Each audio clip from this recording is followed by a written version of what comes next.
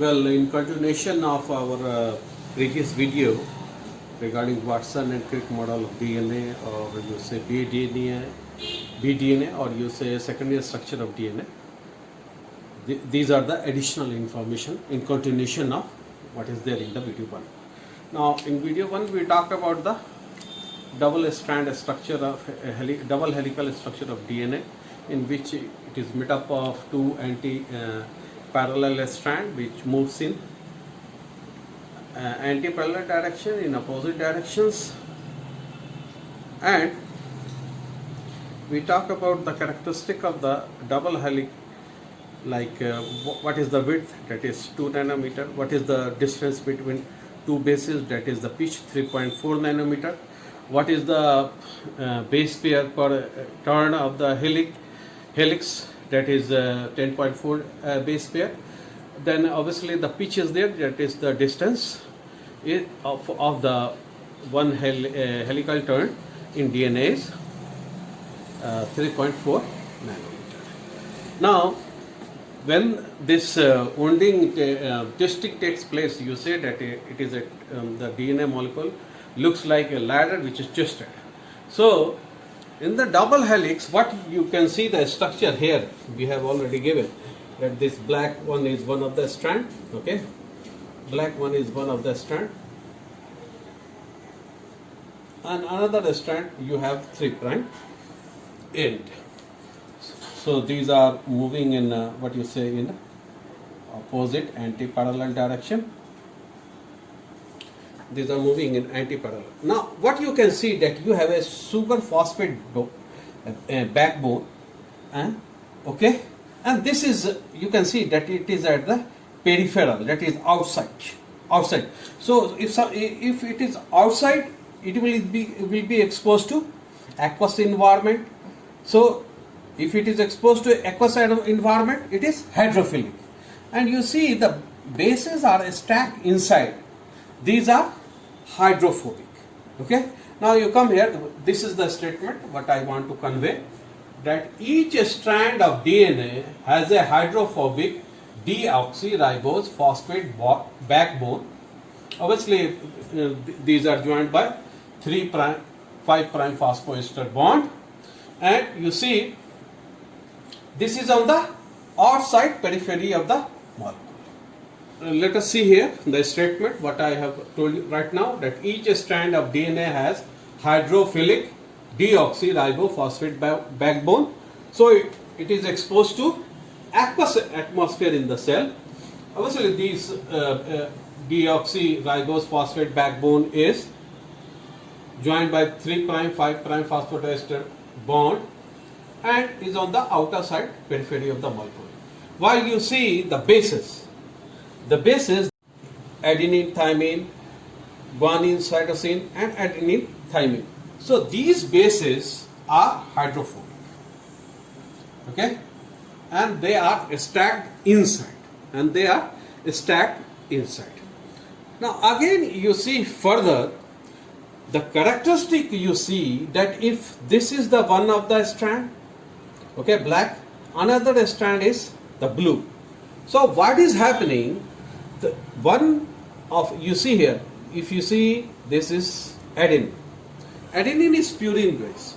So adenine purine base of one strand is pointed towards T, that is thymine, which is a pyrimidine base of the another strand. So the twisting of the two strands takes place in such a way that purine base of one strand is pointed toward pyrimidine base of the another strand, and these two bases, that is pyrimidine bases and pyrimidine of one strand and purine bases of one strand and pyrimidine bases of another strand are joined together by hydrogen band. Okay. So when they are joined together by hydrogen bond, you say that this is a base pair. Like what you have seen, that adenine is joined to thymine by 2 hydrogen bonds. Similarly, guanine is attached to, is joined to cytosine, or guanine of one strand is joined or attached to cytosine of another strand by 3 hydrogen bond. Now you see the structure here. I have given here. Now you see the nucleotide containing adenine base. Well, here the sugar phosphate is attached. That is at the periphery. These are stacked inside, pointing toward each other. This is of one strand. And you see thymine structure. This is of other strand. So what you have, you can see that these two are being joined. These are the hydrogen bond. Now you see that between adenine and thymine you have 2 hydrogen bonding. Now you also see that what is happening between where the hydrogen bonding is happening. You see here that this is the lactam. This is the lactam group, and obviously this is the amino group. So the hydrogen bonding is taking place between the lactam group and amino group of the bases. Now similarly, the second case is between guanine and cytosine. You see the structure here. Okay, so these are the 3 possible hydrogen bonding. You can see. So obviously again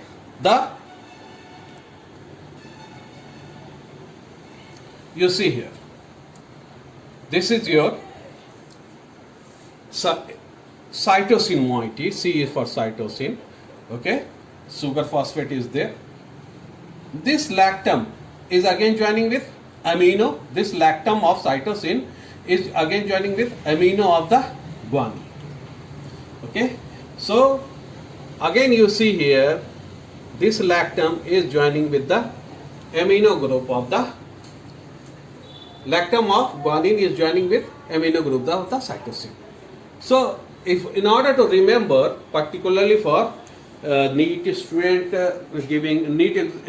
or other competitive examination, sometimes this hydrogen bond number usually comes. It is one of the most common. So what you have to remember the internal, that is 3G. So if you remember 3G, it means the bond between guanine and the cytosine bases, the hydrogen bonding between guanine and cytosine is 3. And if you remember A to T, that is Andhra Pradesh to Tamil Nadu, you have 2. So between adenine and thymine, you have 2 hydrogen. So 3G and A to T, you will remember and you will not get confused. So these are the statement here, what I have told you right now, that is 2 DNA strand wound in such a manner that pyrimidine base of one strand is pointed toward purine base of another strand. Each base of one strand forms hydrogen bonding with another to form a base pair. Obviously, that is A and T, G and C are the base pair in DNA, and obviously the bond base pairing occurs between the lactam and amino group of the base. Guanine pairs with the cytosine with 3 hydrogen bond, adenine pairs with 2 hydrogen bond. Now this is very important. If you see the structure here, the pairing structure, what we have focused that the hydrogen bonding is collinear. They has to be collinear. Okay, and the length of it is 2.8 to 2.9 angstrom. You see here, the hydrogen bonds are collinear, having length of 2.8 to 2.9 angstrom. Also, the ring planes of each pair of bases, the ring plane, obviously this is the ring plane of each pair each pair of bases lie in the same plane and are perpendicular to the axis of the helix. We will show it by the good photographs. Okay. Now, what you should see, if you have A, then you have T. If you have G, you have C. So, what you say that base pairing between guanine and cytosine, between adenine and thymine, these polynucleotide chain are complementary to each other. They complement each other. That is, if you have A, the base in the next strand or in the opposite strand will be T. Okay? But here you must remember that these two strands are complementary to each other, but they are not identical. Okay? And each strand is a template for synthesis of another strand. That is, if you see, if you have this strand, you will get to know what will be the structure of the another strand. Okay? And this is the last one. The complementary base pairing in DNA, we are saying complementary. That is, if A is there, T will be there. So this is the basis of Chargaff rule, and that's why on his various experiment he found that the ratio of A to thymine, adenine to thymine, and guanine to cytosine is 1:1 in various species of DNA. Okay, so this is all about the remaining part of this what you say Watson and Crick model of DNA. I want to show you.